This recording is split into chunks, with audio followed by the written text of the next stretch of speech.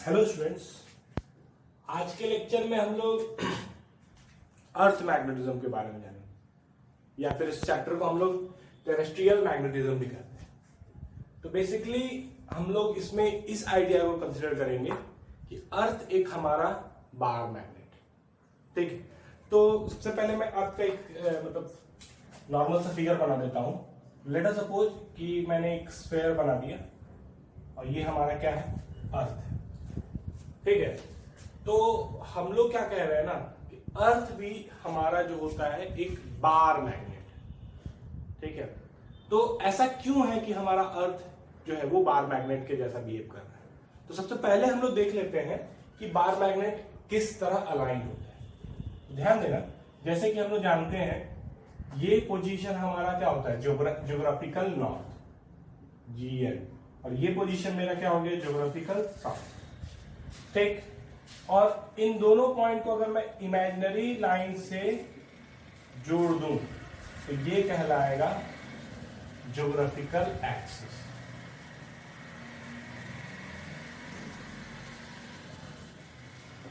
और हमारा अर्थ जो है इसी एक्सिस के अबाउट रोटेट करता है किसी कांस्टेंट एंगुलर वेलोसिटी ओमेगा से, इसी ज्योग्राफिकल एक्सिस के, ठीक है। अब ध्यान दीजिएगा कि अर्थ जो होता है ना वो बहुत सारे मेटल्स एंड मिनरल्स से बना हुआ होता है, ठीक है।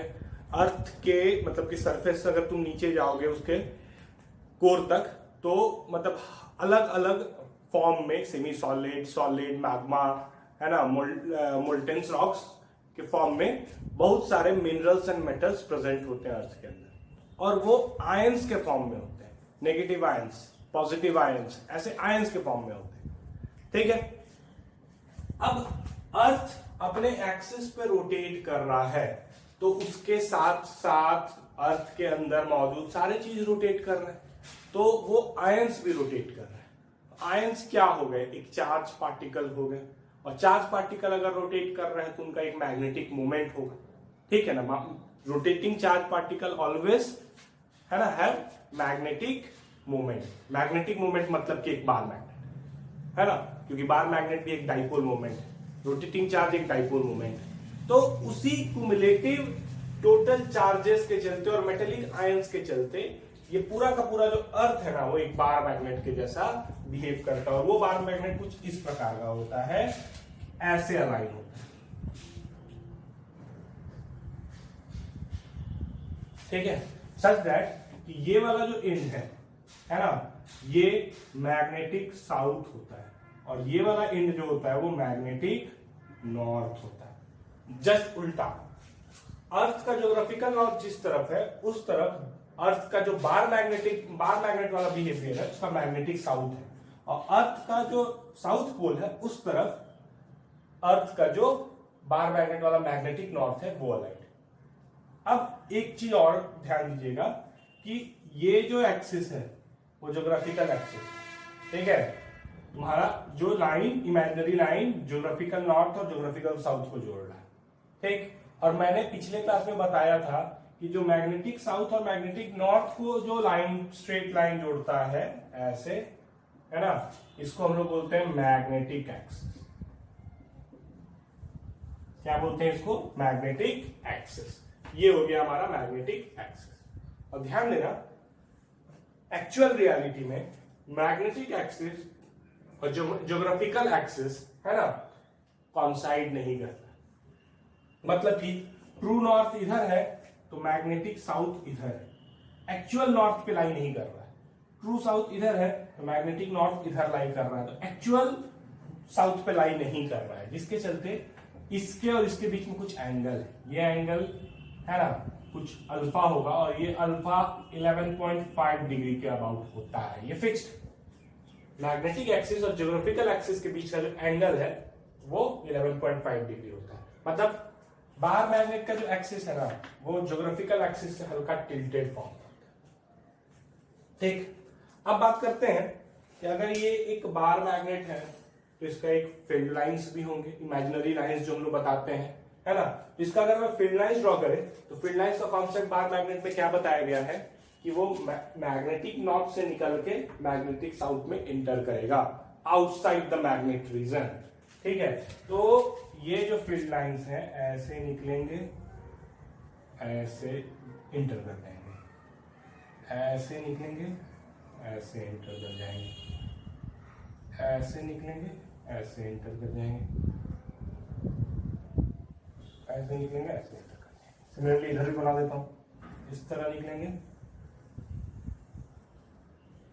ठीक है,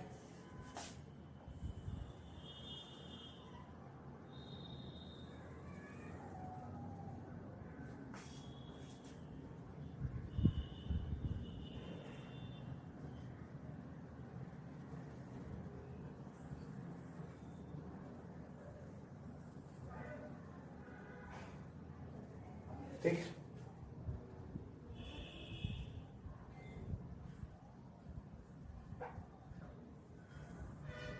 एरो नॉर्थ से साउथ, नॉर्थ से साउथ, नॉर्थ से साउथ।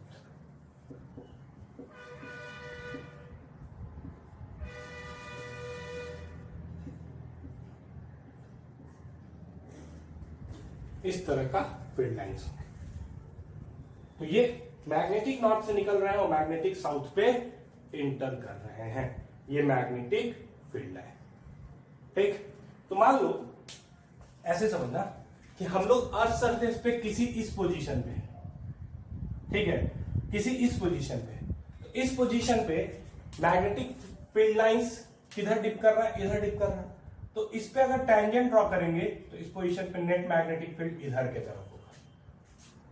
इस पोजीशन पे अगर हम बात करें तो नेट मैग्नेटिक फील्ड इधर के तरफ होगा, हमेशा टैंजेंट के तरफ। ठीक, सिमिलरली अगर मैं इस पोजीशन पे देखूं, जब मैं इस पोजीशन पे होऊंगा, नॉर्दर्न हेमिस्फीयर में था तो मैग्नेटिक फील्ड लाइंस इधर था, साउदर्न हेमिस्फीयर में कहीं इस पोजीशन पे आऊंगा तो मैग्नेटिक फील्ड लाइंस इधर का टैंजेंट मतलब इस तरफ होगा। समझ गए इस चीज को?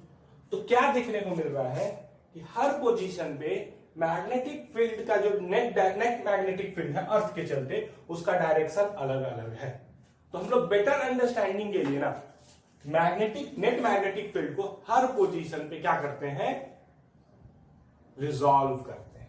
ठीक है, जैसे मैं इस पोजीशन पे रिजॉल्व करूंगा, किस कंपोनेंट में, एक वर्टिकल कंपोनेंट और एक हॉरिजॉन्टल कंपोनेंट। जैसे अभी मैं यहां पे खड़ा हूं तो हॉरिजॉन्टल कंपोनेंट मतलब ये जो प्लेन हो गया वो पूरा हॉरिजॉन्टल हो गया और ये क्या हो गया, वर्टिकल हो गया। लेकिन अगर अर्थ के बड़े प्रारूप में अगर हम समझे हॉरिजॉन्टल और वर्टिकल का, तो इस पोजीशन पे हॉरिजॉन्टल क्या होगा, तो इस पोजीशन पे अर्थ पे जो तुम टैंजेंट ड्रॉ करोगे वो हॉरिजॉन्टल सरफेस कहलाएगा, और ये वाला जो सरफेस जो कि सेंटर ऑफ द अर्थ से पास करेगा, समझ गए, जो सेंटर ऑफ द अर्थ से पास करेगा उसको हम लोग बोलते हैं वर्टिकल। ठीक है, ऐसे यहां पे हम लोग अर्थ को ऑलमोस्ट फ्लैट मानते हैं, तो हम यहां से यहां अगर हमको हॉरिजॉन्टल समझना है तो एक फ्लैट सरफेस ड्रॉ कर देंगे, मेरे लिए वही क्या हो गया, हॉरिजॉन्टल हो गया। और एक उससे परपेंडिकुलर डायरेक्शन दिखा देंगे तो वो मेरे लिए क्या हो गया, वर्टिकल हो गया। लेकिन अगर हम अर्थ के पूरे स्ट्रक्चर को ऑब्जर्व करें तो हॉरिजॉन्टल का मतलब यहाँ ये टैंजेंट ड्रॉ किए, ये हॉरिजॉन्टल है, ये वर्टिकल, इस पोजीशन पे ये टैंजेंट ड्रॉ किए, ये हॉरिजॉन्टल है और ये वर्टिकल। ठीक है, तो हम क्या करेंगे ना, मैग्नेटिक फील्ड को, जो नेट मैग्नेटिक फील्ड है उसको दो कंपोनेंट में रिजॉल्व करेंगे, एक अलोंग हॉरिजॉन्टल और एक अलोंग वर्टिकल। ये कहलाएगा बीवी, ये नेट बी है, ये कहलाएगा बीवी और ये कहलाएगा BH. BH for horizontal component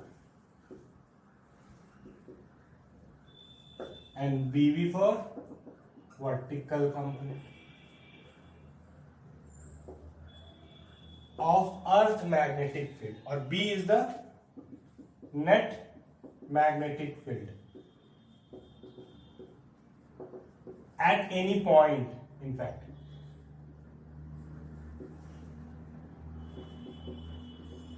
याद रखना, अर्थ मैग्नेटिक फील्ड का हर पोजीशन पे मैग्नीट्यूड अलग अलग होगा। सबसे ज्यादा मैग्नीट्यूड कहां होगा, तो ये पोल पे, ये पोल पे नॉर्मल जैसा बार मैग्नेट बिहेव करता है ना वैसा। बार मैग्नेट में क्या होता है कि मैग्नेटिक स्ट्रेंथ जो होता है ना वो फील्ड लाइंस पे डिपेंड करता है। तो पोल के रीजन में मैग्नेटिक फील्ड लाइंस का डेंसिटी ज्यादा होता है तो यहाँ पे मैग्नेटिक फील्ड का स्ट्रेंथ ज्यादा होगा। पोल के रीजन में मैग्नेटिक फील्ड का स्ट्रेंथ ज्यादा होगा, लेकिन इस तरफ आउटस्कर्ट्स में मैग्नेटिक फील्ड का डेंसिटी कम हो जाता है तो फील्ड का मैग्नीट्यूड अलग अलग होगा। अलग अलग पोजीशन पे मैग्नेटिक फील्ड जो है वो अलग अलग होगा। समझ गए इस चीज को? ठीक है, लेकिन हर पोजीशन पे हम लोग हॉरिजॉन्टल कंपोनेंट और वर्टिकल कंपोनेंट में चीजों को तोड़ेंगे। तो यहां क्या हो जाएगा हॉरिजॉन्टल और वर्टिकल, ये हो, अगर इधर है तो ये हो जाएगा वर्टिकल और टेंजेंट मतलब ये हो जाएगा इस पोजीशन पे हॉरिजॉन्टल। ठीक, अब देखो तो पोल के पास इस पोजीशन पे नेट मैग्नेटिक फील्ड एकदम वर्टिकल है। तो पोल के पास एट पोल BH जो होगा वो 0 होगा। देख लो क्यों, क्योंकि यहां से फील्ड लाइंस निकल रहा है तो ऑलमोस्ट पोल के पास क्या होगा वर्टिकल। यहां पे भी ऑलमोस्ट डिप कर रहा है तो नेट फील्ड लाइंस किधर होगा, नीचे के डायरेक्शन में। ठीक है, तो ये VB ही होगा, ये भी BB ही होगा। तो एट पोल B बराबर VB होगा, B बराबर VB होगा और BH क्या होगा 0 होगा। ठीक है, और ध्यान दीजिएगा ये जो बार मैग्नेट है ना, ठीक है, ये तो हम लोग अर्थ में क्या करते हैं, ध्यान देना, ये हमारा अर्थ है, ये मेरा जो ज्योग्राफिकल एक्सिस है। तो इस ज्योग्राफिकल एक्सिस से प्लेन को अगर हम परपेंडिकुलर प्लेन ड्रॉ कर दे तो ये मेरे लिए क्या कहलाता है, इक्वेटर। तो ये ज्योग्राफिकल इक्वेटर हो गया। ठीक, अब आओ, ये जो एक्सिस है वो मेरा मैग्नेटिक एक्सिस है और इससे अगर हम एक प्लेन परपेंडिकुलर बना दें, ठीक, तो ये इक्वेटर कहलाएगा और ये मैग्नेटिक इक्वेटर कहलाएगा।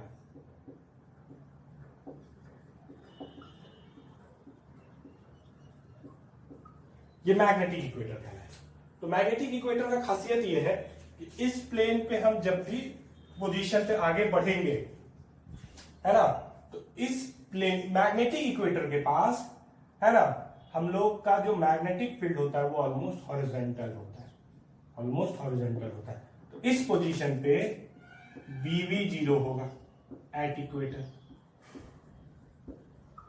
पोल पे BH 0 था, एट इक्वेटर BB 0 होगा और B बराबर होगा BH। ठीक है, ये इक्वेटर का सिग्निफिकेंस। समझ गए इस चीज को? अब एक चीज ध्यान देना, हर पोजीशन पे जो नेट मैग्नेटिक फील्ड है वो कोई डेल्टा एंगल बना रहा है हॉरिजॉन्टल कंपोनेंट से। डेल्टा क्या बोल रहे हैं, मैं इस फिगर में ऐसे दिखा रहा हूं। मान लो इस पोजीशन पे हॉरिजॉन्टल कंपोनेंट इधर है ऐसे और वर्टिकल कंपोनेंट इधर है ऐसे। ठीक है, तो नेट मैग्नेटिक फील्ड कुछ इस तरह हो गया B। ठीक, तो नेट मैग्नेटिक फील्ड B जो है ना वो हॉरिजॉन्टल कंपोनेंट से कुछ एंगल बना रहा है डेल्टा। ठीक है, तो ये डेल्टा जो कहलाता है वो एंगल ऑफ डिप कहलाता है। ठीक है, या एंगल ऑफ इंक्लाइनेशन कहलाता है।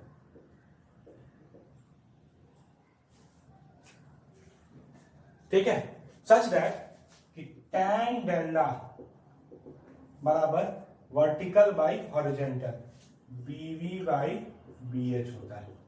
इस फॉर्मूला को याद रखना। ठीक है, क्या होगा एंगल ऑफ डिप, इस केस में एंगल ऑफ डिप क्या होगा, ये। इस केस में at equator angle of dip कितने के बराबर हो गया, तो एंगल ऑफ डिप हो जाएगा 0। यहां पे डेल्टा बराबर हो जाएगा 0 degree. At pole angle of dip कितने के बराबर होगा, एंगल ऑफ डिप ये होगा डेल्टा बराबर 90 डिग्री। क्यों, क्योंकि हॉरिजॉन्टल से नेट मैग्नेटिक फील्ड कितना एंगल बना रहा है, 90 डिग्री, एकदम वर्टिकल है, वर्टिकल। तो याद रखना है एंगल ऑफ डिप इक्वेटर पे 0 डिग्री। ठीक है, और ध्यान दीजिएगा पोल पे 90 डिग्री। बेसिकली ध्यान दीजिएगा, ये जो पोल मैं कह रहा हूं और ये जो मैं इक्वेटर कह रहा हूं, वो दोनों चीज जो है ना वो मैग्नेटिक कॉन्सेप्ट है। ये पोल्स भी मैग्नेटिक पोल्स कहलाएंगे, ठीक है, और ये इक्वेटर भी मैग्नेटिक इक्वेटर कहलाएंगे। लेकिन डे टू डे लाइफ में ना इन लोगों में थोड़ा सा एंगल होता है, जैसे ये एक्सिस और ये एक्सिस में कुछ एंगल है, मगर जनरल कन्वर्सेशन में हम इनको पैरेलल ही मान लेते हैं। तो नॉर्मली हम लोग बोलते हैं कि इक्वेटर पे मतलब कि एंगल ऑफ डिप 0 डिग्री होता है और पोल पे एंगल ऑफ डिप 90 डिग्री होता है। बट एक्चुअल रियलिटी में ये मैग्नेटिक पोल और मैग्नेटिक इक्वेटर मीन करता है, जियोग्राफिकल इक्वेटर मीन नहीं करता। समझ गए इस चीज को? तो एंगल ऑफ डिप क्या है समझ में आया। अब एंगल ऑफ डिप का अलग कॉन्सेप्ट समझो, एकदम फिजिकल ज्योमेट्रिकल कॉन्सेप्ट समझो, प्रैक्टिकल कॉन्सेप्ट समझो इसका। इनफैक्ट हम अगर बार मैग्नेट लेते हैं तो लास्ट क्लास में, थोड़ा सा मैं इसको रब कर दे रहा हूं, ध्यान देना, साउदर्न हेमिस्फीयर में क्या होता है कि वर्टिकल कंपोनेंट ऊपर की तरफ होता है और नॉर्दर्न हेमिस्फीयर में वर्टिकल कंपोनेंट नीचे की तरफ होता है। ठीक है, तो ये चीज में हम यहाँ पे जो बनाए हैं ऐसे तो ये नीचे दिखा रहे हैं, तो जनरली हम लोग नॉर्दर्न हेमिस्फीयर के कॉन्सेप्ट को ही कंसीडर करते हैं। ठीक है, मतलब एक ही बना सकते हैं ना, तो नॉर्दर्न हेमिस्फीयर के रीजन का दिखाए, नीचे अगर दिखाए तो ऐसे समझना। ठीक है, वर्टिकल ऊपर भी हो सकता है साउदर्न हेमिस्फीयर में जैसे ऊपर होता है। ठीक, और डेल्टा क्या हो गया, एंगल। अब मैं क्या बता रहा हूं कि लास्ट क्लास में जब हम क्लासिकल मैग्नेटिज्म पढ़ रहे थे तो उसमें मैंने बताया था कि डाइपोल एक बार मैग्नेट, ठीक है ना, कोई अगर बार मैग्नेट है एक्सटर्नल, उसको अगर हम एक्सटर्नल फील्ड में रख दें कुछ इस तरह, ठीक, तो इसका टेंडेंसी क्या होगा, हमेशा along the magnetic field align होने का, और हम बोलते हैं कि ये इसके अलोंग ऑसिलेट करेगा। लेकिन एक्चुअल रियलिटी में धीरे धीरे ऑसिलेशन जो है वो रुक जाएगा, क्यों? क्योंकि एनर्जी का तो लॉस होता है, डैम्पिंग तो हर जगह होते हैं, तो ये धीरे धीरे धीरे धीरे धीरे इवेंचुअली मैग्नेटिक फील्ड के अलोंग ही अलाइंड हो जाएगा। कौन? एक डाइपोल मोमेंट हमेशा नेट मैग्नेटिक फील्ड के अलोंग ही अलाइंड होना चाहेगा। क्लियर है ये बात? अब ये चीज समझना कि मैं अगर एक फ्रीली एक बार मैग्नेट ले लेता हूं, एक्सटर्नल बार मैग्नेट, अर्थ बार मैग्नेट को भूलो, अब हम बोल रहे हैं कि एक बार मैग्नेट लेता हूं और इसको मैं फ्रीली सस्पेंड कर देता हूं। तो फ्रीली सस्पेंडेड का मतलब होता है कि ये किसी भी एक्सिस के अबाउट फ्रीली रोटेट कर सकता है। That is the meaning of freely suspended.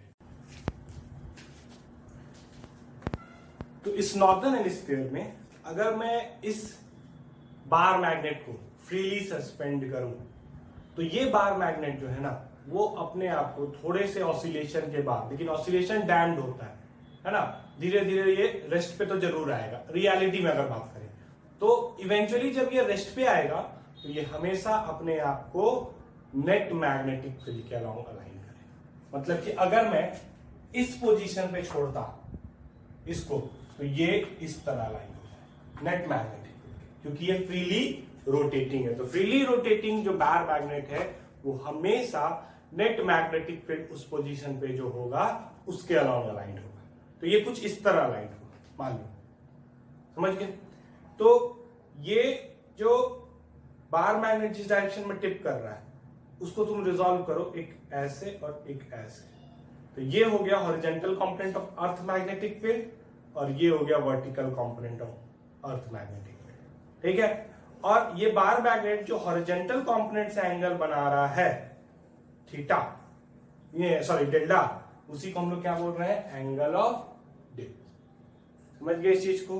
तो क्या मैंने बोला कि फ्रीली सस्पेंडेड बार मैग्नेट हमेशा नेट मैग्नेटिक फील्ड के अलोंग अलाइंड होगा, फ्रीली सस्पेंडेड। तो ये मान लो इस तरह अलाइन हो रहा है, तो ये वाला जो पोजीशन डायरेक्शन होगा वो नेट मैग्नेटिक फील्ड का होगा, और ये जो एंगल दिख रहा है हॉरिजॉन्टल से, है ना, ये एंगल ऑफ डिप होगा। वही चीज अगर मैं साउदर्न हेमिस्फीयर में रहता ना तो ये ऐसे अलाइन होगा, ठीक है, क्योंकि ऊपर की तरफ हिट करता है, ये ऐसे अलाइन हो जाता तो ये जो एंगल कहलाता वो एंगल ऑफ डिप कहलाता। अब एक बात समझना, मान लो मैं ऐसे अलाइन करूं, मेरा नेट मैग्नेटिक फील्ड ऐसे, तो इसके दो कंपोनेंट, हॉरिजॉन्टल कंपोनेंट ऐसा होगा, वर्टिकल कंपोनेंट ऐसा होगा ना। तो ये वर्टिकल कंपोनेंट और ये हॉरिजॉन्टल कंपोनेंट एक प्लेन बना रहा है डेफिनेटली। मैं देखूं अगर ऐसे कुछ लेके एक कॉपी ले लेता हूं, ठीक है, ये चीज हुआ, मेरा ये हॉरिजॉन्टल कंपोनेंट है और ये वर्टिकल कंपोनेंट है, ये दोनों का जो मेरा ये प्लेन है ना, ये इस कॉपी में लाई कर गया। तो ये कॉपी एक प्लेन है और इस प्लेन में ये दोनों कंपोनेंट लाई कर रहे हैं, और इनफैक्ट इसी प्लेन में लाई करेगा नेट मैग्नेटिक फील्ड। और इनफैक्ट जो freely suspended bar magnet oscillate कर रहा था वो भी इसी प्लेन में ऑसिलेट कर रहा था, ठीक है ना, वो भी इसी प्लेन में ऑसिलेट करेगा, ऐसे नहीं ऑसिलेट कर सकता, बस हॉरिजॉन्टल और वर्टिकल कंपोनेंट का जो प्लेन है उसी में लाइक ऑसिलेट करेगा। और ये प्लेन जो कहलाता है वो मैग्नेटिक मेरिडियन कहलाता है। क्या कहलाता है? Plane of rotation of freely, या रोटेशन की जगह पे लिख दो oscillation of freely suspended power magnet is magnetic meridian.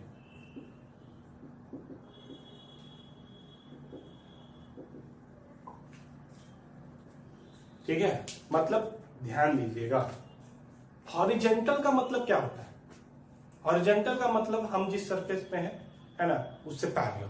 तो हॉरिजॉन्टल ये भी हॉरिजॉन्टल ही है, ये भी हॉरिजॉन्टल ही है, ये भी हॉरिजॉन्टल ही है, ये भी हॉरिजॉन्टल है, ये भी हॉरिजॉन्टल। वर्टिकल तो एक है नीचे, लेकिन हॉरिजॉन्टल तो कुछ भी हो सकता है। हॉरिजॉन्टल तो कुछ भी हो सकता है ना। तो लेकिन अर्थ का हॉरिजॉन्टल कंपोनेंट जो होगा ना, वो एक ही किसी पर्टिकुलर डायरेक्शन में होगा, सब तरफ नहीं हो सकता। चारों तरफ मैं इसको अगर घुमा दूं तो हर तरफ अर्थ का हॉरिजॉन्टल कंपोनेंट नहीं होगा। अर्थ का हॉरिजॉन्टल कंपोनेंट किसी एक तरफ ही हो सकता है, ठीक है ना। तो ये अर्थ का हॉरिजॉन्टल कंपोनेंट, ये वर्टिकल जिस प्लेन को बनाएगा वो मैग्नेटिक मेरिडियन है।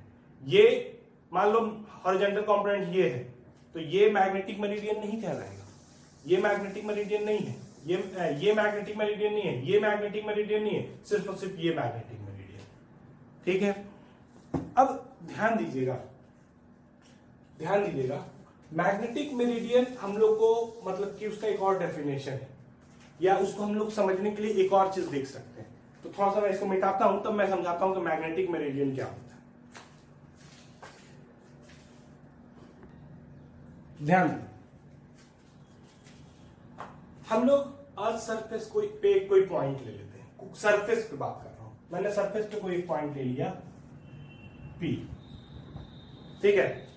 अब मैं एक प्लेन लूंगा, एक काफी इनफाइनाइट साइज का प्लेन लेता हूं, ठीक है, और इस प्लेन को कुछ इस तरह रखूंगा कि ये प्लेन जो है ना इस पॉइंट से पास करेगा, एज वेल एज इसी प्लेन में ये ज्योमेट्रिकल एक्सिस, ज्योमेट्रिकल बोल रहे, ज्योग्राफिकल एक्सिस भी लाई करेगा।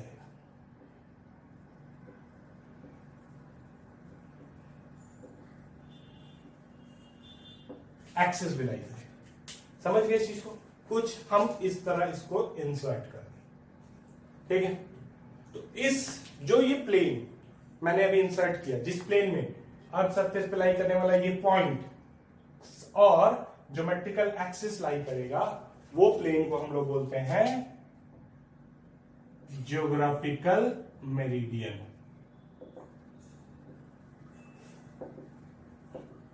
ठीक है, प्लेन कंटेनिंग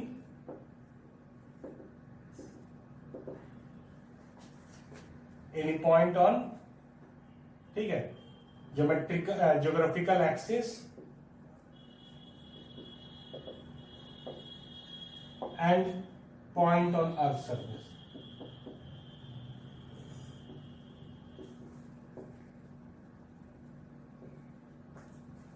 ठीक, सिमिलरली इसी पॉइंट से पास करता हुआ एक और प्लेन, और वो प्लेन जो है ना वो इस मैग्नेटिक एक्सिस से पास कर रहा है।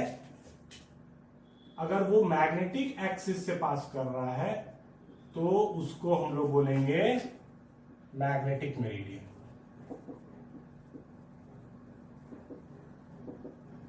अब इसको थोड़ा सा सिंपल सा लैंग्वेज में क्या समझोगे?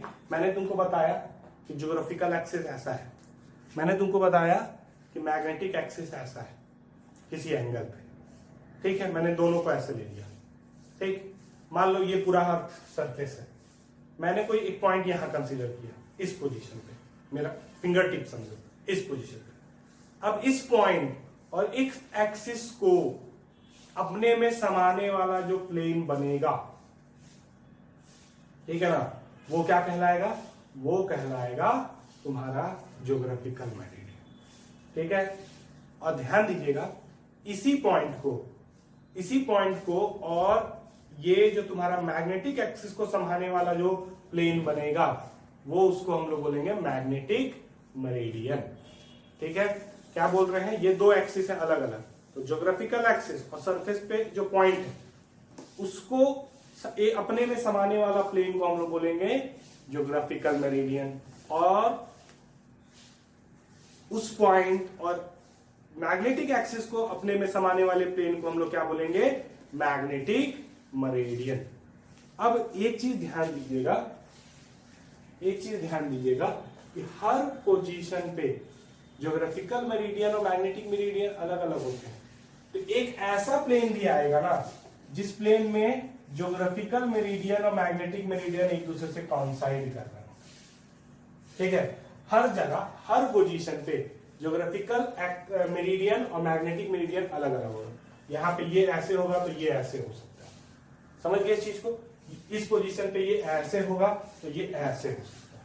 ठीक है, लेकिन एक प्लेन ऐसा आएगा जिसमें ज्योग्राफिकल मेरिडियन और मैग्नेटिक मेरिडियन दोनों एक ही प्लेन में लाई करें। तो हर पोजीशन पे ज्योग्राफिकल मेरिडियन और मैग्नेटिक मेरिडियन जो है वो अलग अलग एंगल से एक दूसरे से इंक्लाइंड होंगे। तो मैं अगर नॉर्मल से एक फिगर बनाता हूं दो प्लेन का, मान लो एक प्लेन मैंने ये बना दिया, ठीक, और दूसरा प्लेन मैं कुछ ऐसा बना दूं,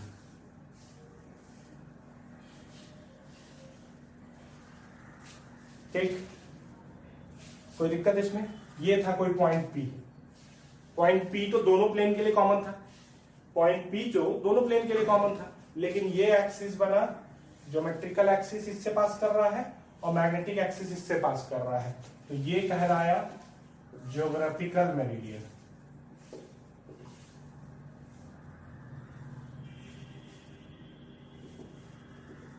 और ये कहलाएगा मैग्नेटिक मेरिडियन।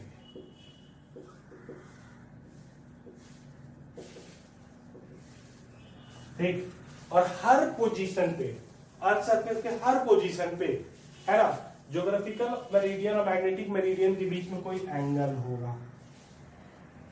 ठीक है, कोई एंगल होगा थीटा, इन दोनों प्लेन के बीच में, है ना, कि कोई एंगल होगा थीटा, और ये थीटा कहलाता है angle of declination. This theta is known as angle of declination. Basically angle of declination क्या है, द एंगल बिटवीन, है ना, geographical meridian and magnetic meridian at any point. और ध्यान देना, मैग्नेटिक मेरिडियन का एक और खासियत ये होता है ना कि जो अर्थ का हॉरिजॉन्टल कंपोनेंट और वर्टिकल कंपोनेंट होता है वो दोनों मैग्नेटिक मेरिडियन में ही लाई करेगा। तो ये BH होगा और ये BV होगा, ज्योग्राफिकल मेरिडियन में नहीं लाई करेगा। तो अगर तुम फ्रीली सस्पेंडेड बार मैग्नेट लाते हो, ठीक है, तो मान लो ये BH ये BV है, तो ये जो हो गया वो नेट मैग्नेटिक फील्ड हो जाएगा, और ये जो एंगल होगा वो डेल्टा, डेल्टा को क्या बोलते हैं, एंगल ऑफ डिप इसलिए क्योंकि बार मैग्नेट जो है इतने एंगल से डिप कर जाता है, हॉरिजॉन्टल से इतने एंगल से डिप कर जाएगा हर पोजीशन पे। ठीक है, तो ध्यान दीजिएगा, फ्रीली सस्पेंडेड बार मैग्नेट जो है अगर वो ऑसिलेट कर रहा है तो मैग्नेटिक मेरिडियन प्लेन में ही ऑसिलेट करेगा, फ्रीली सस्पेंडेड। ठीक है, मैग्नेटिक मेरिडियन में ही डिप करेगा, ज्योग्राफिकल मेरिडियन में नहीं। ज्योग्राफिकल मेरिडियन और मैग्नेटिक मेरिडियन में हमेशा कुछ ना कुछ एंगल होता है। एक ऐसा पोजीशन होगा जहां पे ये थीटा 0 डिग्री भी होगा, मतलब ज्योग्राफिकल मेरिडियन और मैग्नेटिक मेरिडियन क्या कर रहे होंगे, कॉन्साइड कर रहे हैं। ठीक है, थोड़ा सा ये इमेजिनेशन वाला चीज है, बट एंगल ऑफ डिक्लिनेशन जो है वो मतलब एक डेफिनेशन पॉइंट ऑफ व्यू से है, तो तुम बात को समझ गए होगे कि हम दो अलग अलग प्लेन के बीच का एंगल का बात करें। ठीक है, अब हम बात करते हैं एंगल ऑफ डिप हम लोग कैसे निकालते हैं। ठीक है, किसी भी पोजीशन पे अगर हमको एक्सपेरिमेंटली एंगल ऑफ डिप निकालना है, ठीक, तो वो कैसे निकालेंगे। और दूसरा चीज हम लोग ये भी बात करेंगे कि मैग्नेटिक कंपास कैसे वर्क करता है। ये दो चीजों पर भी हम लोग बात करेंगे। एक तो एंगल ऑफ डिप का मेजरमेंट हम लोग कैसे करते हैं, और दूसरा मैग्नेटिक कंपास कैसे, है ना, वर्क करता है। क्योंकि मैग्नेटिक कंपास एक बहुत इंपॉर्टेंट एस्पेक्ट था अर्थ मैग्नेटिक फील्ड का। पहले के जमाने में, इनफैक्ट अभी भी है ना, सेलर सब जो शिप लेके मतलब दूर समंदर में जाते हैं, वो लोग जो है ना मैग्नेटिक कंपास यूज करते हैं। अब देखो, हम लोग को अगर किसी पोजीशन पे एंगल ऑफ डिप निकालना है तो हम लोग एक इंस्ट्रूमेंट का यूज करेंगे जिसका नाम है डिप सर्कल। क्या है भाई डिप सर्कल में? डिप सर्कल में एक सर्कुलर प्लेन है, ठीक है, जिसमें एक मैग्नेटिक कंपास पाइवोटेड है। मैग्नेटिक कंपास का एक नीडल नॉर्थ पोल के जैसा बिहेव करता है, एक नीडल एक पॉइंट नॉर्थ पोल के जैसा बिहेव करता है, एक पॉइंट साउथ पोल के जैसा बिहेव करता है। काइंड ऑफ तुम समझ सकते हो कि इस नीडल का जो डाइपोल मोमेंट होगा वो ऊपर के डायरेक्शन में, अगर हम ऐसे देखें तो साउथ से नॉर्थ है, ठीक। और ये जो सर्कुलर फ्रेम है ये एक स्टैंड पे रखा हुआ रहता है, सच दैट कि अगर हम इस स्टैंड को हॉरिजॉन्टल सरफेस पे रख दें तो ये स्टैंड तुम्हारा सर्कुलर प्लेन वर्टिकल हो जाए। मतलब कि ऐसा ऐसा ऐसा ऐसा ये सारे प्लेन कैसे करेंगे? वर्टिकल करेंगे। स्टैंड हम लोग जब हॉरिजॉन्टल सरफेस पे रखेंगे तो ये जो सर्कुलर प्लेन है वो वर्टिकल रहेगा। हम लोग अगर ऐसे देख रहे हैं तो ये वर्टिकल वैसा दिखेगा, हल्का सा घुमाएंगे तो ऐसा घुमाएंगे, लेकिन हमेशा ये कैसा रहेगा? वर्टिकल रहेगा। अब बात को समझ, इसमें मैग्नेटिक जो कंपास है या निडल जिसको तुम बोल रहे हो वो पाइवोटेड रहता है। तो ये पाइवोटेड है ना, तो पाइवोटेड का मतलब है कि ये जो निडल है वो सिर्फ और सिर्फ इसी प्लेन में रोटेट करता है। मतलब अगर हम ऐसे देखें तो ये निडल जो है सिर्फ इस तरह रोटेट हो सकता है, इस तरह, ऐसे रोटेट नहीं कर सकते क्योंकि ये पाइवोटेड है। ये डिफरेंस है फ्रीली सस्पेंडेड बार मैग्नेट और इस निडल के बीच। मैग्नेटिक कंपास में भी अगर कंपास के बारे में बात करेंगे तो कंपास में भी जो नीडल होगा ना वो कंपास के प्लेन में ही रोटेट कर सकता है और किसी प्लेन में रोटेट नहीं। तो ये नीडल जो है वो इस प्लेन में रोटेट कर सकता है। अब ये देखो, ये जो फ्रेम है ना उसमें ग्रेजुएशन दिया रहता है। ये 0 डिग्री हॉरिजॉन्टल से 0 डिग्री, वर्टिकल से 90 डिग्री, हॉरिजॉन्टल से 0 डिग्री, वर्टिकल से 90 डिग्री। 360 डिग्री नहीं घुमाते हैं इसको हम लोग। यहाँ से 0 से 90, यहाँ से भी 0 ही से मेजर होगा 90, यहाँ से भी 0 ही से मेजर होगा 90, यहाँ से भी 0 ही से मेजर होगा 90, ऐसा। अब हम लोग डिप एंगल ऑफ डिप कैसे मेजर करेंगे? लेट अस सपोज हम इस, ध्यान देना, हम इस डिप सर्कल को कुछ इस तरह रखें कि इसका जो प्लेन ऑफ सर्कल है ना वो मैग्नेटिक मेरिडियन से काउंसाइड है। मान लो यही है magnetic meridian, this is our magnetic meridian. जो मेरा XY प्लेन है ना उसी को मैग्नेटिक मेरिडियन समझ, ठीक है। मेरा XY प्लेन को ही हम क्या मान रहे हैं? मैग्नेटिक मेरिडियन मान रहे हैं। तो हम क्या बोल रहे हैं, मैंने इस डिप सर्कल को कुछ इस तरह अरेंज किया कि मैग्नेटिक मेरिडियन में मेरा ये इस डिप सर्कल का प्लेन है। तो देखो मैग्नेटिक मेरिडियन में ध्यान देना, तुम्हारा जो ये है क्या नाम है? हॉरिजॉन्टल कंपोनेंट ये इस तरफ है, ठीक है। वर्टिकल कंपोनेंट नीचे की तरफ। नेट मैग्नेटिक फील्ड कुछ इस तरह है, नेट मैग्नेटिक फील्ड कुछ इस तरह है। समझ गए चीज को? तो ये जो तुम्हारा मैग्नेटिक मेरिडियन का प्लेन है और इस डिप सर्कल का जो प्लेन है वो तो सेम है। तो हमको पता है कि अगर हम मैग्नेटिक मेरिडियन में किसी बार मैग्नेट को रिलीज करेंगे तो वो हमेशा नेट मैग्नेटिक फील्ड के डायरेक्शन में। तो ध्यान दीजिएगा, ऐसे इसको समझिएगा कि इस प्लेन में मैग्नेटिक कंपोनेंट इधर है, ठीक है, और वर्टिकल कंपोनेंट इधर है। तो मैग्नेटिक मतलब हॉरिजॉन्टल कंपोनेंट नीडल को इस अलाउंग अरेंज करना चाहता है, इस डायरेक्शन में। वर्टिकल कंपोनेंट इसको इस डायरेक्शन में अलाउंग करना चाहता है, मतलब अरेंज करना चाहता है। लेकिन ये नीडल किस डायरेक्शन में होगा? Net magnetic. तो ये जो नीडल है इसको मैं मिटा देता हूं। इवेंचुअली कुछ ऐसा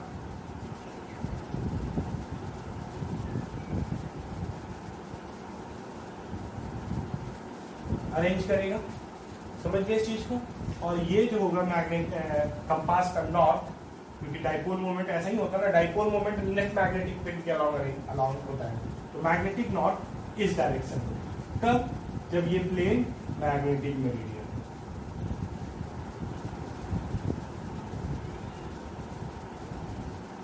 ठीक है, और ये जो एंगल बनेगा थीटा, या फिर इसको ही हम लोग बोल रहे हैं डेल्टा, यही होगा एंगल ऑफ, हम लोग ये एंगल मेजर कर लेंगे। ये क्या बताएगा? Angle of dip. तो अलग अलग जगह पे ये अगर डिप सर्कल को ले जाएंगे ना, तो ये एंगल ऑफ डिप जो होगा वो अलग है। अब समझो, मैंने इसको मैग्नेटिक मेरिडियन में, ठीक, प्लेन ऑफ रोटेशन यही था,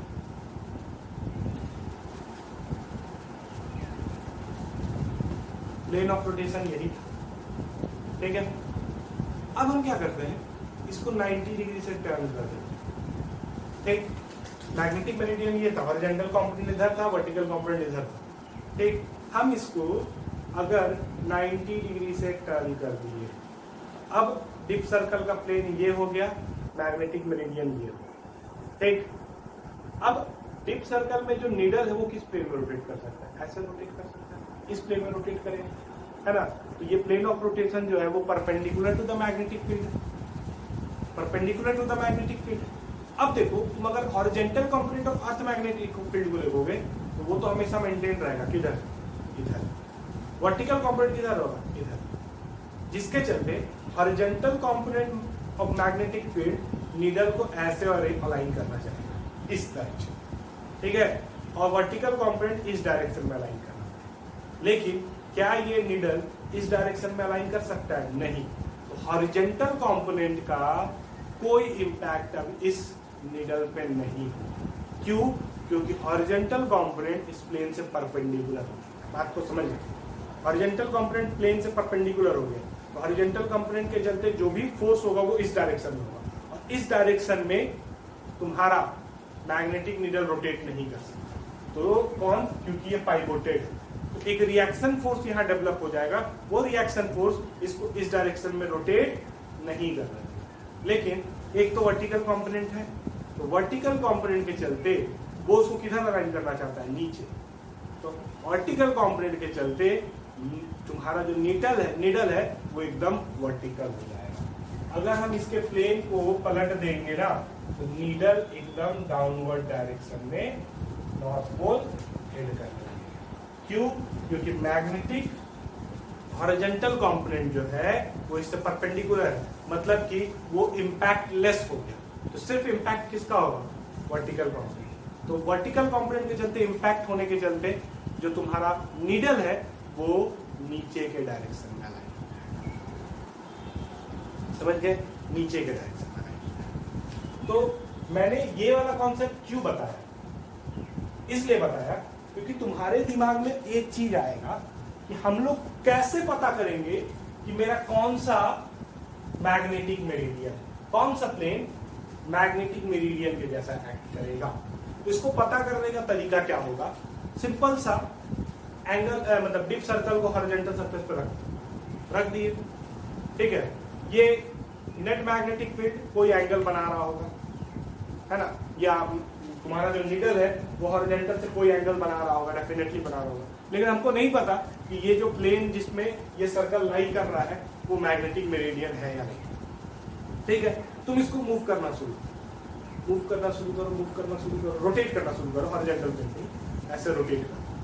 रोटेट करोगे तो कोई एक ऐसा पोजीशन आएगा, ठीक है ना, जब तुम्हारा नीडल कंप्लीटली वर्टिकल। समझ में आया बात? ये तो हम लोग पता कर सकते हैं ना कि नीडल कब वर्टिकली हो जाएगा। तो तुम इसको रख के हॉरिजॉन्टल सरफेस पे इसके स्टैंड को और रोटेट करना शुरू करो। तो रोटेट करोगे तो एक ऐसा पोजीशन आएगा जहां पे जो नीडल होगा एकदम वर्टिकली डाउनवर्ड, मतलब ये जो प्लेन है ना वो मैग्नेटिक मेरिडियन से परपेंडिकुलर है। तो तुमको क्या निकालना? Magnetic meridian. तो ये प्लेन ढूंढ लिए, मैग्नेटिक मेरिडियन डेफिनेटली इससे क्या होगा? परपेंडिकुलर होगा। तो बस इसको 90 डिग्री से उठाओ। ये वो पोजीशन ढूंढने के बाद, कौन सा पोजीशन? जब नेट मैग्नेटिक फील्ड नीडल किधर पॉइंट कर रहा है? एकदम डाउनवर्ड डायरेक्शन में, ठीक है ना। तुम इसको 90 डिग्री से टर्न कर दो। तो जब तुम 90 डिग्री से टर्न करोगे तो ये हो जाएगा मैग्नेटिक मेरिडियन। और इस केस में जो नीडल हॉरिजॉन्टल से एंगल निकाल रहा होगा वही होगा एंगल ऑफ डिप, और इसको हम लोग ट्रू डिप बोलते हैं, एक्चुअल डिप।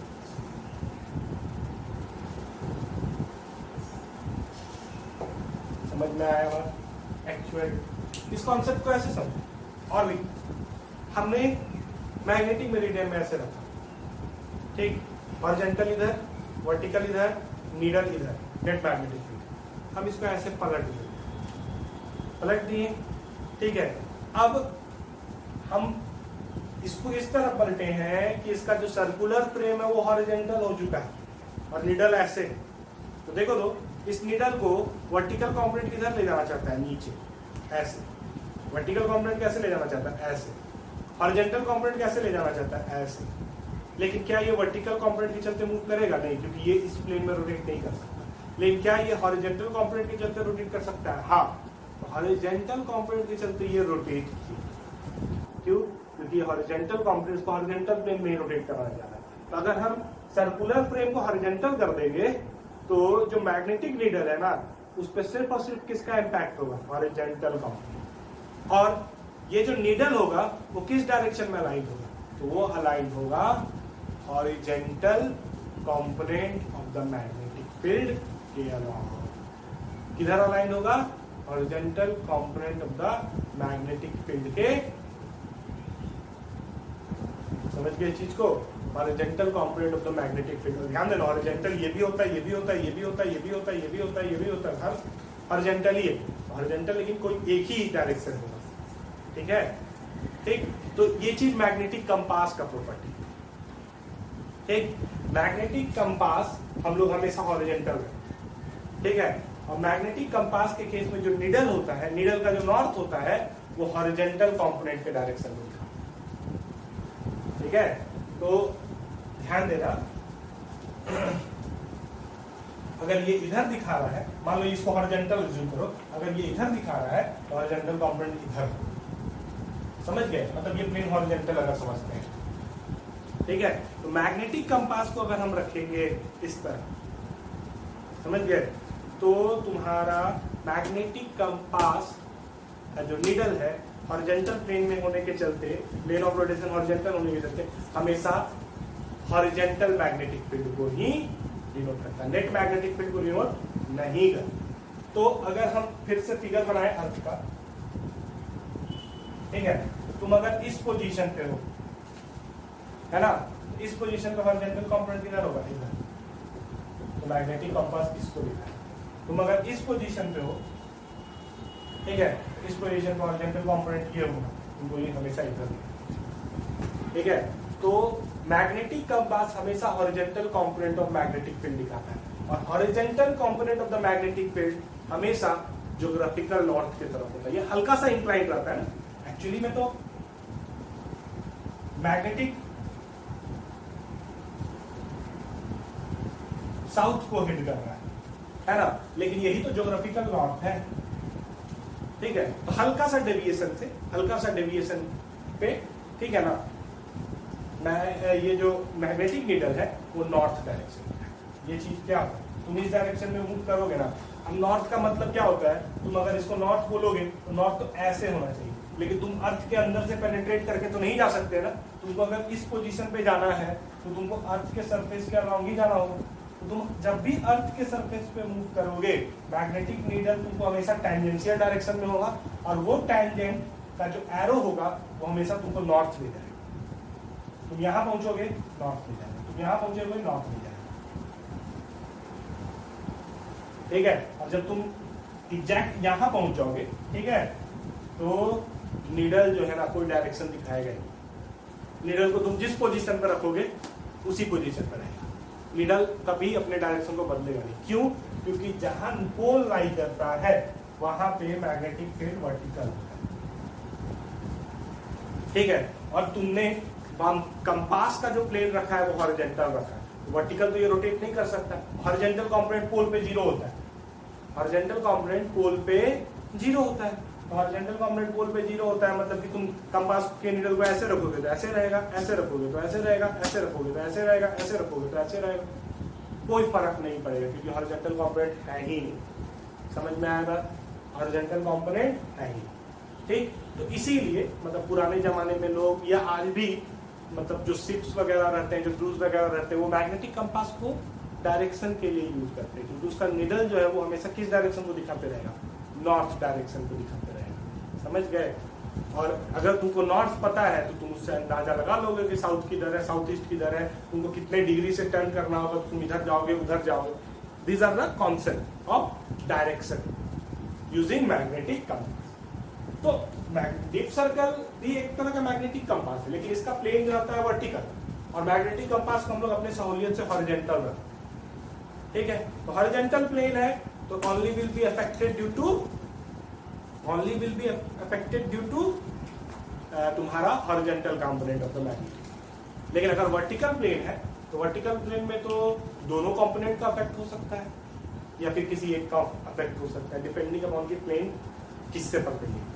अगर मैग्नेटिक मेरिडियन है तो दोनों के इंपैक्ट हो जाएंगे। इनफैक्ट मैग्नेटिक मेरिडियन नहीं है, कोई थर्ड प्लेन भी है ना, तब भी दोनों के इंपैक्ट होंगे, और वो मैं देखूंगा अभी अगले टॉपिक। ठीक है, समझ गए इस चीज को? तो कंपास कैसे वर्क कर रहा है ये हमको समझ में आ गया। ठीक है, डीप सर्कल कैसे वर्क कर रहा है समझ में आ गया। डीप सर्कल में मैंने बताया कि अगर मैग्नेटिक मेरिडियन में रखेंगे तो नीडल मतलब नेट मैग्नेटिक फील्ड के अलाउ रहेगा और ट्रू डीप बताएगा। इसको 90 डिग्री से टर्न कर देंगे, नीडल एकदम वर्टिकल हो जाएगा। ठीक है, तो डीप एंगल 90 डिग्री हो जाएगा, डीप एंगल 90 डिग्री, लेकिन वो डीप ट्रू डीप नहीं है, उसका अपरेंट डीप बोलेंगे। ठीक है ना, क्योंकि ट्रू डीप हमेशा याद रखना नेट मैग्नेटिक फील्ड जो हॉरिजॉन्टल एंगल बनाएगा उसी को। ठीक है, डीप सर्कल समझ गए होंगे। अब आगे बढ़ते हैं। अब ये समझना, मान लो ये बोर्ड का जो प्लेन है वही मेरे लिए मैग्नेटिक मेरिडियन, इधर है हॉरिजॉन्टल कंपोनेंट, इधर है vertical component, let us suppose. ठीक है, तो ये नेट मैग्नेटिक फील्ड हो गया और ये एंगल ऑफ डिप हो गया ट्रू डिप। tan डेल्टा बराबर कितना होता है, dv बाई bh, और नेट मैग्नेटिक फील्ड बराबर होगा root under dv square plus bh। तो अगर मैं डीप सर्कल के प्लेन को इस प्लेन में रखूंगा तो जो नीडल है वो नेट मैग्नेटिक फील्ड के तरफ अलाइन हो जाएगा। तो ये जो एंगल हमने हॉरिजॉन्टल से देखा वो ट्रू डिप।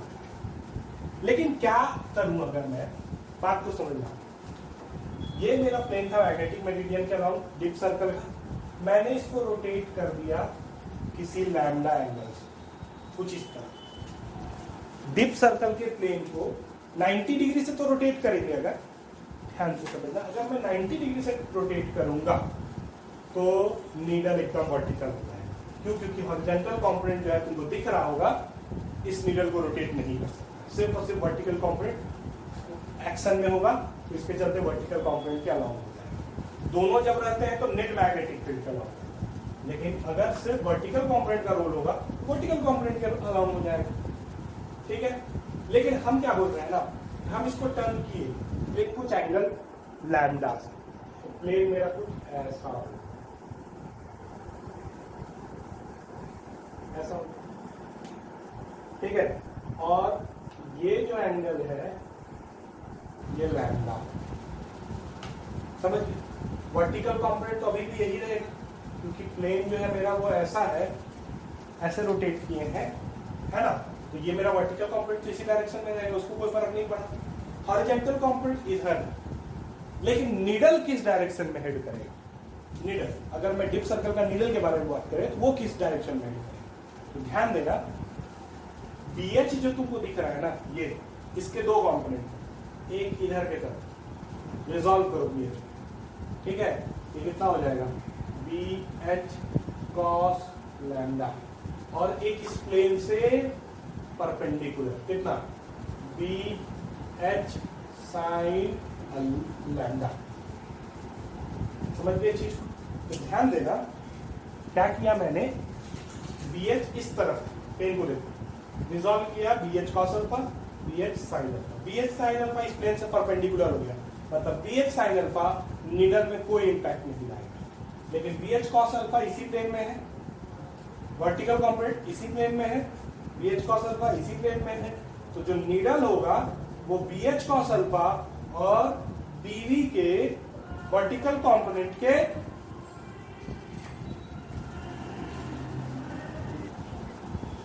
तो ये डिप सर्कल जब ऐसे रहेगा तो BH cos अल्फा इधर, BV इधर, तो तुम्हारा जो निडल होगा ना वो BH cos अल्फा और BV के रिजल्टेंट के अलावा, ठीक है। तो लेट अस सपोज कि ये जो डायरेक्शन आया वो B डैश इसलिए क्योंकि B को मैंने नेट मैग्नेटिक फील्ड लिखा है, लेकिन ये नेट मैग्नेटिक फील्ड नहीं है। This is the resultant of BV and BH cos, ठीक है। और जो निडल होगा वो इसी डायरेक्शन में लाइन होगा, हॉरिजॉन्टल से कुछ एंगल डेल्टा डैश बनाएगा और डेल्टा डैश को एपरेंट डिप बोलते हैं। ये तब हो रहा है जब डिप सर्कल का प्लेन मैग्नेटिक मेरिडियन में लाई नहीं कर रहा है। मैग्नेटिक मेरिडियन से कोई डिप सर्कल का प्लेन मैग्नेटिक मेरिडियन से कोई लैम्डा एंगल अगर बनाता है तो डेल्टा डैश एपरेंट डिप, और डेल्टा डैश के लिए tan डेल्टा डैश बराबर होगा vertical bye horizontal BV by BH cos lambda, ठीक है। और ध्यान देना BV बाई BH बराबर होता है tan lambda, where lambda is the tan delta, delta is the true dip. तो tan डेल्टा डैश बराबर होगा tan delta, BV by BH को tan डेल्टा लिख दिए इंटू cos लैम्डा को लिख दो sec लैम्डा। ये रिजल्ट को याद रखो। वहां डेल्टा डैश क्या हो गया? Apparent dip. डेल्टा क्या हो गया? True dip. और लैम्डा क्या हो गया? एंगल बिटवीन प्लेन ऑफ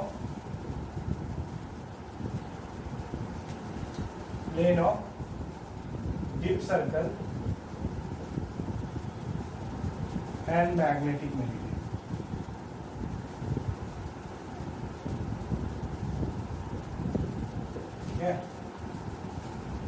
ये चीज, ठीक।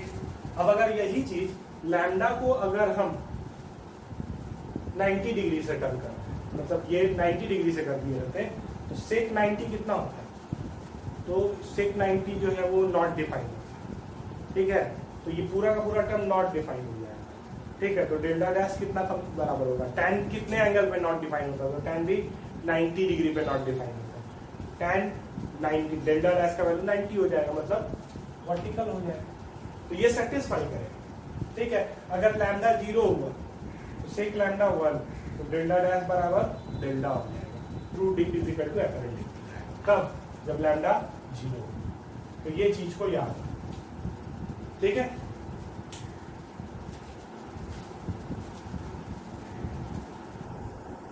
ये क्वेश्चन देखो, needle of a dip circle makes 45 degree with the horizontal when its plane make an angle 30 degree with the magnetic field, ठीक है। मतलब कि लैम्डा का वैल्यू दिया है 30 डिग्री, ठीक। डेल्टा डैश एपरेंट डिप का वैल्यू दे रखा है 45 डिग्री। तो बताना है कि ट्रू डिप क्या हो। ये रिलेशन मैंने अभी भी यहाँ रखा है, इसको यूज करते हैं। tan डेल्टा डैश बराबर tan delta into sec lambda. तो tan डेल्टा डैश मतलब tan 45 degree, tan delta sec lambda और सेक 30 डिग्री। तो tan लैम्डा कितने के बराबर हो जाएगा? tan 45 बाई सेक 30, tan 45 हो जाएगा 1 और सेक 30 1 बाई सेक 30 हो जाएगा cos 30 डिग्री, मतलब कि √3 बाई नहीं, तो डेल्टा बराबर हो जाएगा tan इनवर्स √3 बाई, ठीक। और ये वैल्यू पे हम लोग को एंगल पता नहीं है, इतना ही आंसर छोड़ देंगे। This is the value of true dip.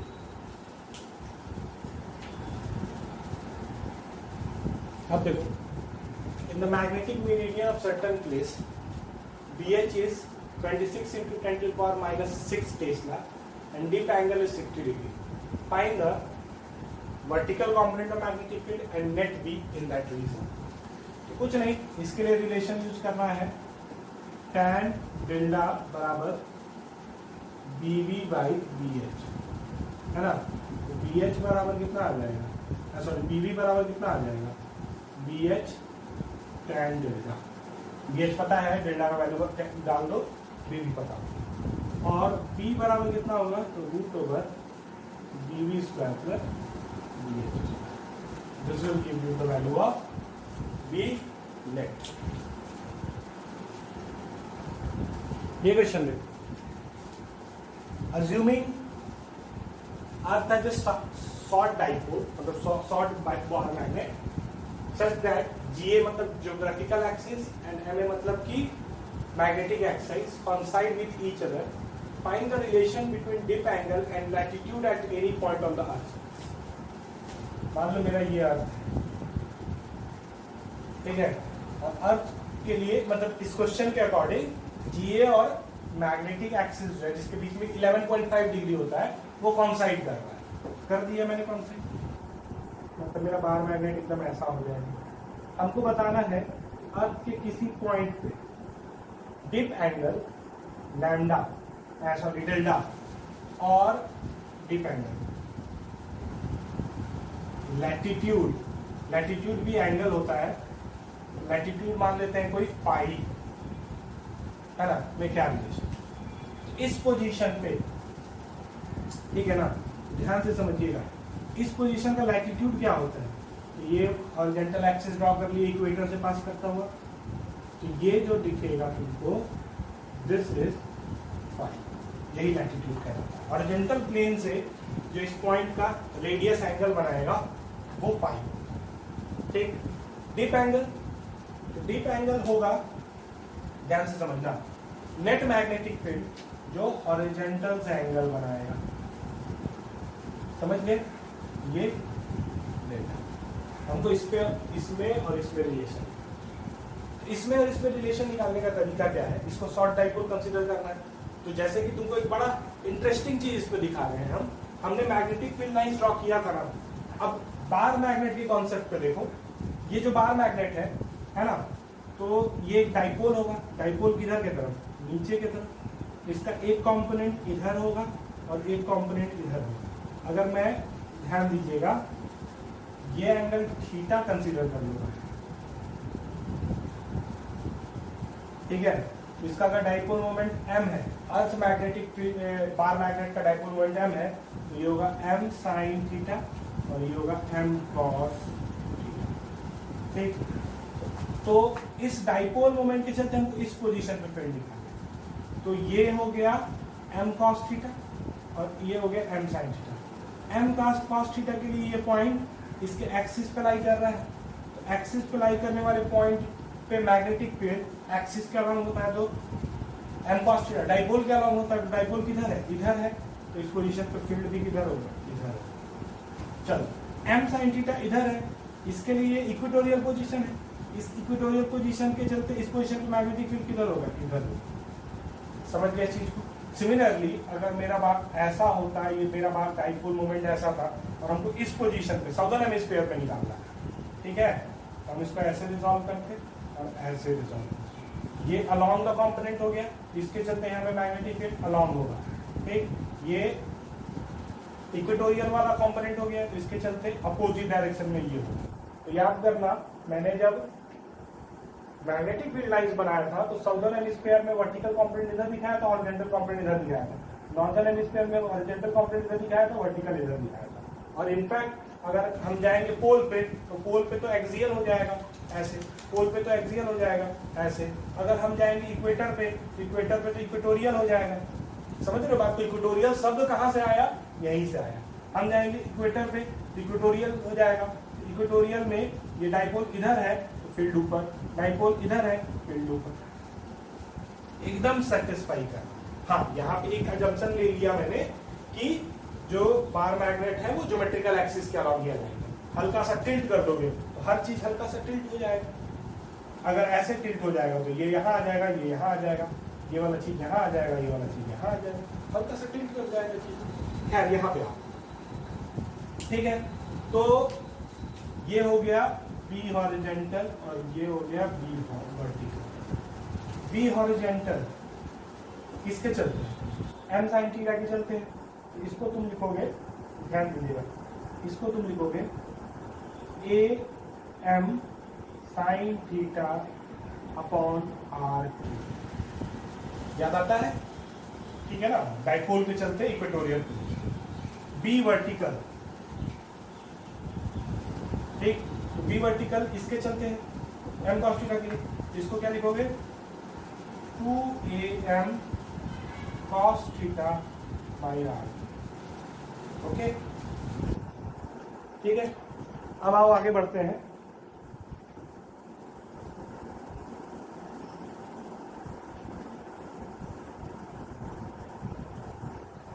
हमको चाहिए relation between dip angle and latitude. Theta जो है वो कुछ नहीं है 90 माइनस फाइव। क्यों? क्योंकि ये अगर फाइव था तो हमने इसको थीटा कर दिया, ठीक है। अब आओ, डिप एंगल का रिलेशन क्या होता है? tan डेल्टा बराबर होता है बीवी बाई बी एच। डिवाइड कर दो, ये BV by B H. A M by R cube cut जाएगा, क्या बचेगा? 2 cot थीटा, ठीक है। cos theta 2 cos theta upon sin theta 2 cot theta. अब हम इसको लिखते हैं पाई के टर्म में, 2 cot 90 माइनस फाइव लिख सकते हैं, ठीक है। और 90 cot 90 माइनस फाइव कितने के बराबर होता है? tan five. tan डेल्टा बराबर हो जाएगा 2 tan। Relation between deep angle at the point and latitude of that point, ठीक है। tan deep angle बराबर 2 into tan latitude of that point, ठीक है। और ये बड़ा इंटरेस्टिंग पार्ट था, अगर हम इसको बार मैग्नेट के फॉर्म पे देखें इक्वेटोरियल और एक्सियल बना के, तो हम लोग के फील्ड लाइंस को ये कंप्लीटली सेटिस्फाई करे, ठीक है।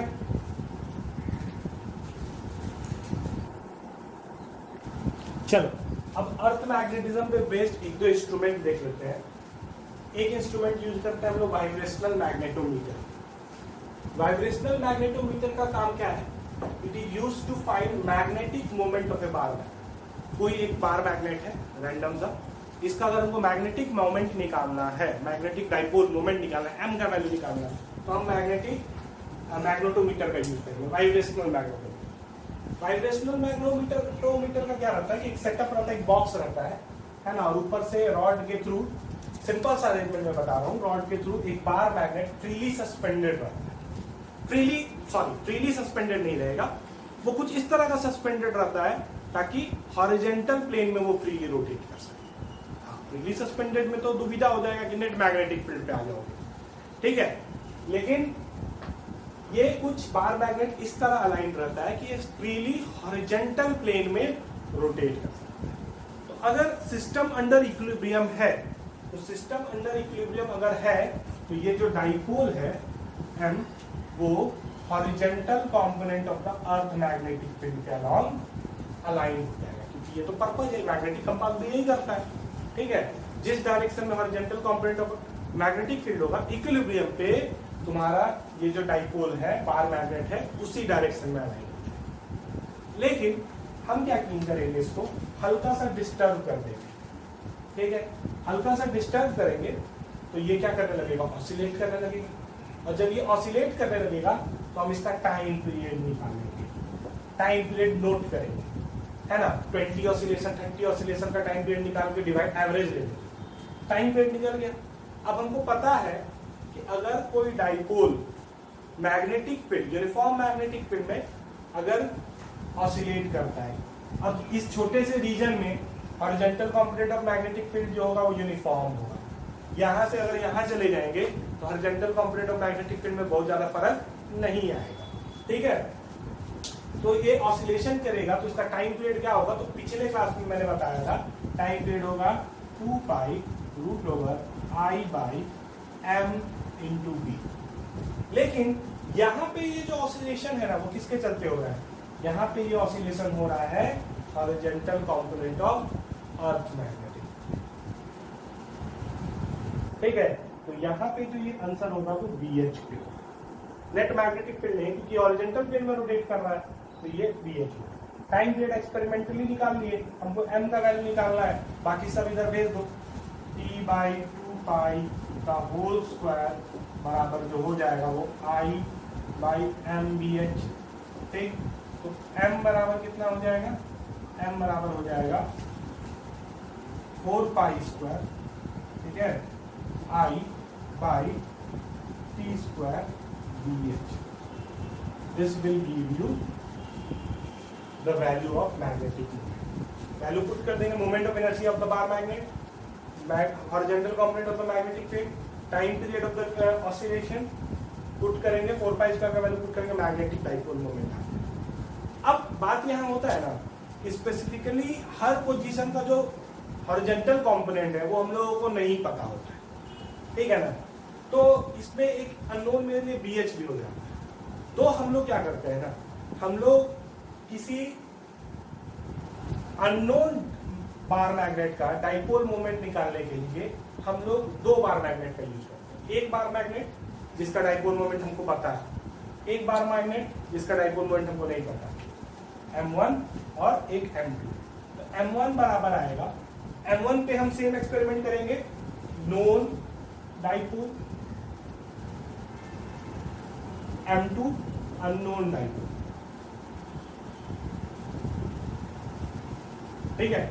तो M1 पे अगर हम एक्सपेरिमेंट करेंगे तो M1 का वैल्यू आएगा 4 पाई स्क्वायर I1, ठीक है, अपॉन T1 का स्क्वायर, BH तो कांस्टेंट रहेगा। M2 का वैल्यू कितना आएगा, 4 pi square I2 upon T2 square BH। Ratio ले लो, तो रेशियो लेंगे M1 बाई M2 होगा, 4 पाई का BH कट जाएगा, I1 by T1 square into I2 by T2 square. ऐसे समझ गए चीज को। तो इससे हमको T1 और T2 एक्सपेरिमेंटली पता होगा, I1 और I2 हम जानते ही बार मैग्नेटिक लेंथ के जैसा होता है, तो इसका हम लोग मोमेंट ऑफ इनर्शिया जान ही रहे हैं। M1 हमको पता है, M2 निकल जाएगा इस रेशियो से। तो कंपैरिजन भी किया जा सकता है, कंपैरिजन ऑफ 2 डाइपोल, ये रेशियो कंपैरिजन भी कर देगा कि कौन बड़ा है कौन छोटा है, कौन किससे कितना बड़ा।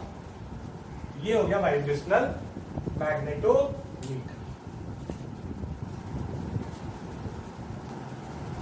एक और एक्सपेरिमेंट हम लोग देख लेते हैं, एक और इंस्ट्रूमेंट देख लेते हैं, नाम है उसका टैंजेंट मैग्नेटोमीटर, ठीक है। टैंजेंट मैग्नेटोमीटर में सिंपल सा एक कंपास रहेगा, ठीक है, उसमें ग्रेजुएशंस रहेंगे,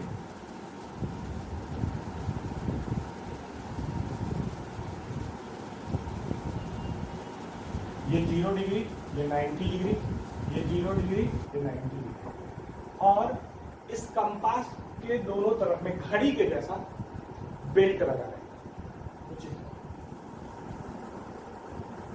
तो 2 पोजीशन में हम लोग इस मैग्नेटोमीटर को यूज करते हैं, 2 पोजीशन, ठीक है।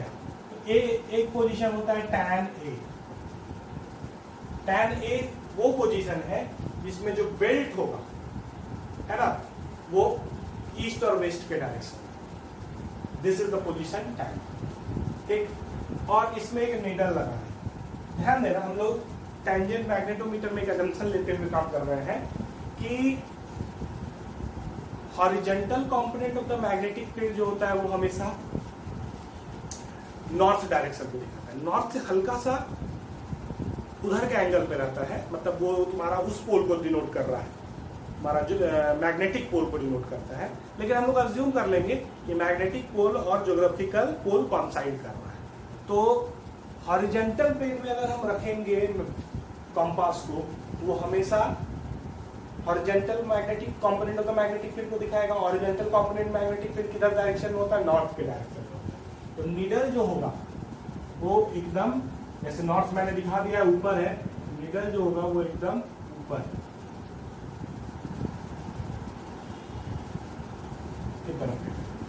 नॉर्थ के डायरेक्शन को हेड करता है।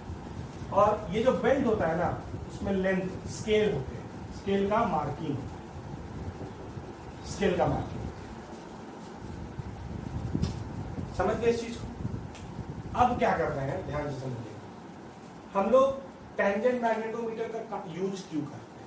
तो टेंजेंट मैग्नेटोमीटर का यूज करते हैं हम एक बार मैग्नेट, किसी पर्टिकुलर बार मैग्नेट के लिए M/BH का वैल्यू निकालेंगे। M for its magnetic moment and BH is the horizontal component of earth magnet.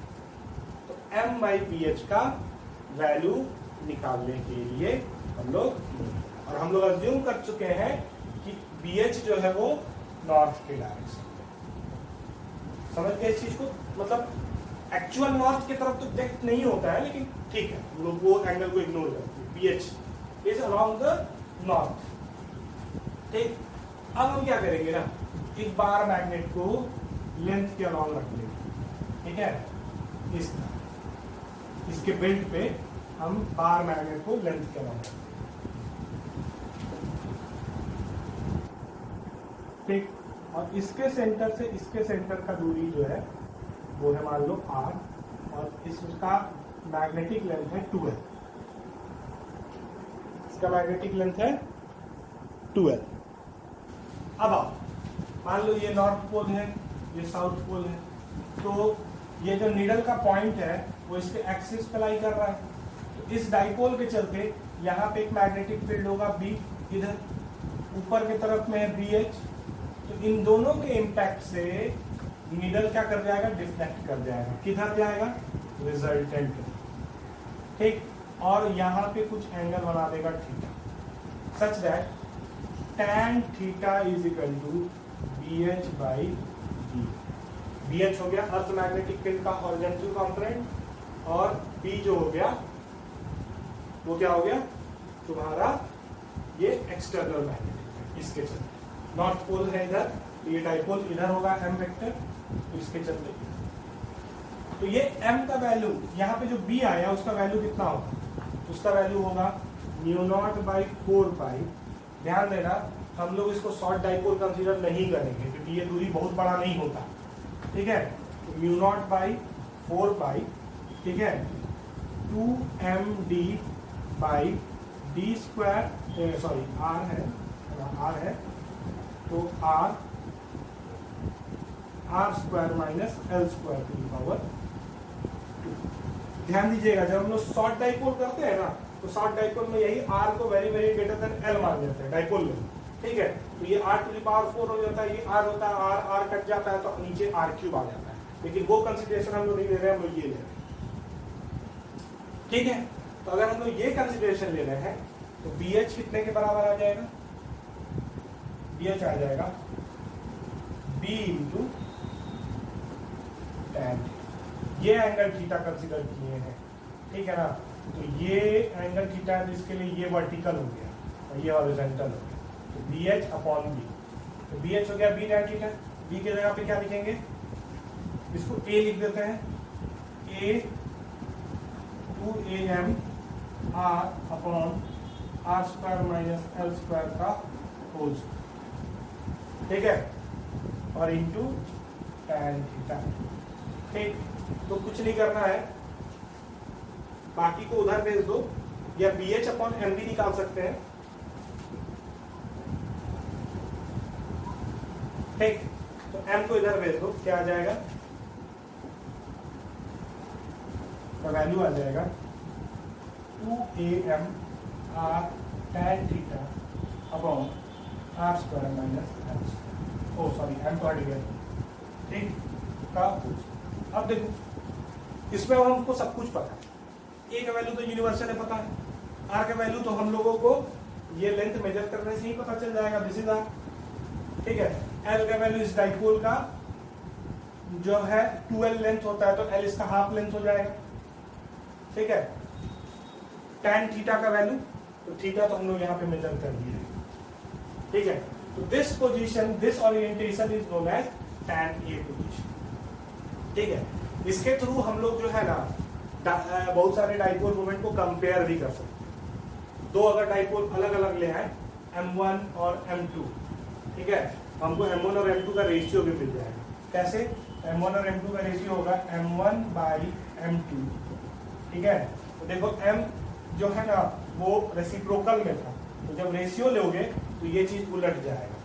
तो उलट जाने का मतलब क्या है, ए तो कैंसिल हो जाएगा, तो ए कैंसिल हो जाने का मतलब होगा आर दोनों के लिए सेम रख दो, ठीक है, तुम दोनों को सेम पोजीशन पे रखो, सेंटर टू सेंटर का दूरी आर सेम रखो, तो क्या आ जाएगा, आ जाएगा ये इससे प्रोपोर्शनल है, तो R1 square R square minus L square का whole square upon R square minus L2 का स्क्वायर का होल स्क्वायर, ठीक है, इनटू आर तो कट जाएगा, ये भी कट जाएगा, tan थीटा 1 और ऊपर में tan थीटा। सिंपली एक बार m1 पुट करो, तो m1 थीटा 1 L1, दूसरी बार m2 पुट करो, तो m2 थीटा 2 L2, और उसके बाद रेशियो ले लो, तो BH कट जाएगा, तो m1 बाई m2 आएगा, m जो है वो डायरेक्टली प्रोपोर्शनल है, तो R square minus L1 square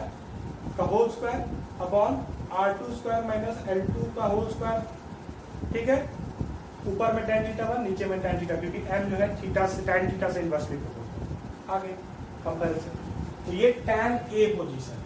अब हम लोग बात करेंगे tan B पोजीशन। ये मेरा ऊपर में चला गया, tan थीटा 2 होगा ऊपर में और नीचे में tan थीटा 1, सॉरी, ठीक है, क्योंकि m इनवर्सली प्रोपोर्शनल है, तो ये अगर m1 होगा तो ये थीटा 1 होगा, उल्टा आ रहा है, ठीक है, तो अगर ये m2 हो गया तो ये थीटा 2 हो जाएगा, m1 बाई m2 में tan theta 2 by tan theta 1 हो, ये ठीक है, कोई दिक्कत। कई बार तुमको अगर ये एंगल दे दिया जाए, अल्फा एंगल, अल्फा क्या है, डिफ्लेक्शन, निडल जितना डिफ्लेक्ट किया वो एंगल अगर दे दिया, तो एंगल का अगर डिफ्लेक्शन दे दिया, ठीक है ना, तो अल्फा के टर्म में ये वाला जो पार्ट है ये उल्टा हो जाएगा, मतलब अगर ये एंगल हो जाएगा तो ये तो कॉट बन जाएगा, तो कॉट का मतलब नीचे आ जाएगा, तो ये tan अल्फा 1 और ये tan अल्फा डायरेक्ट। वर्टिकल वाला जो एंगल है, वर्टिकल एक्सिस से एंगल जो अल्फा है उसके लिए tan alpha 1 upon tan alpha 2, और ये रिलेशन में जिसमें हम सिंपल ये रख रहे हैं उसमें ये tan अल्फा नीचे आ जाए, ठीक है, tan अल्फा नीचे आ जाएगा BH बाई M का रेशियो, ओके, तो ध्यान दीजिएगा ये वर्टिकल से। अब हम लोग बात करेंगे tan B पोजीशन। ध्यान देना, ये पोजीशन जो है वो tan B पोजीशन, ठीक है ना, जब हम नॉर्थ साउथ डायरेक्शन में बेल्ट को रखें, नीडल जो है वो ऐसे दिखा रहा होगा नॉर्थ पोल को, ठीक। अब हम क्या किए,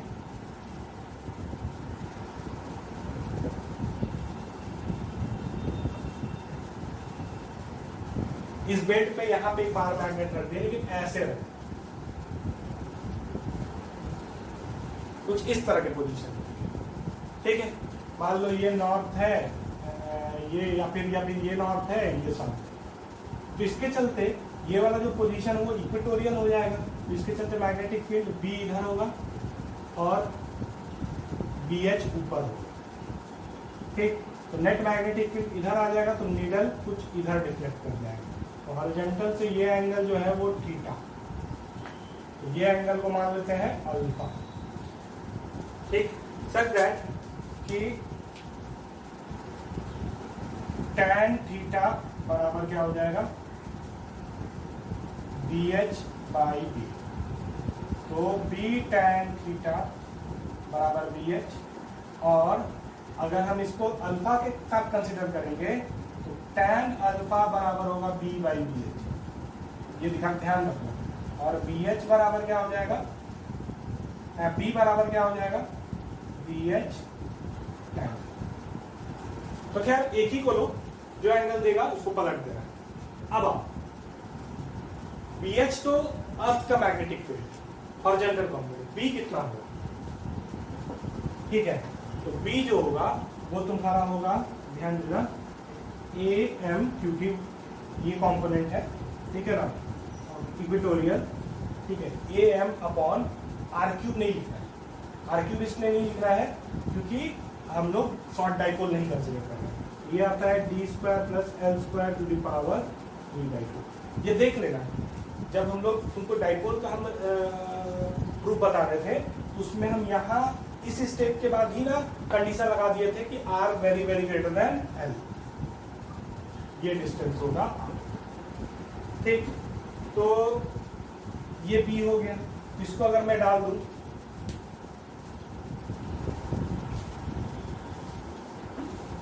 रेशियो लाने के लिए